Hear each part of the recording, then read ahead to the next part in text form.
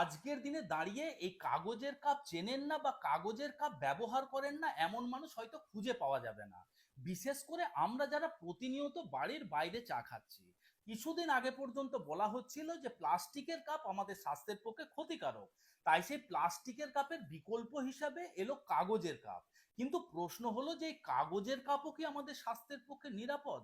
কাগজের কাপকে ওয়াটারপ্রুফ করার জন্য একটু ভালো করে লক্ষ্য করলে দেখবেন ভেতরের দিকে একটি প্লাস্টিক কোটিং দেওয়া থাকে। খড়গপুর আইআইটির একজন বিশিষ্ট প্রফেসর প্রফেসর সুধা গোয়েলের নেতৃত্বে একটি গবেষণা চালানো হয়।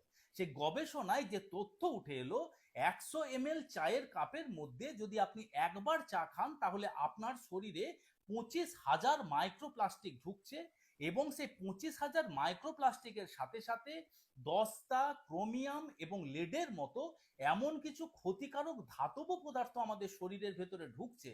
এবং সেই সমস্ত ক্ষতিকারক ধাতব পদার্থ এবং ওই প্লাস্টিকের কণাগুলি আমাদের অ্যাডিপোজ টিস্যুতে, আমাদের লিভারে, আমাদের কিডনিতে এবং শরীরের বিভিন্ন জায়গাতে গিয়ে জমা হচ্ছে, যেটি আমাদের রোগ প্রতিরোধ ক্ষমতাকে কম করে দিচ্ছে। এবং তার সাথে সাথে তার মধ্যে পলিভিনাইল ক্লোরাইড নামক বিশেষ এক প্রকারের হাইলি কার্সিনোজেনিক কেমিক্যাল তৈরি হচ্ছে, যে কেমিক্যাল ক্যান্সারের মতো দুরারোগ্য ব্যাধির সম্মুখীন করছে।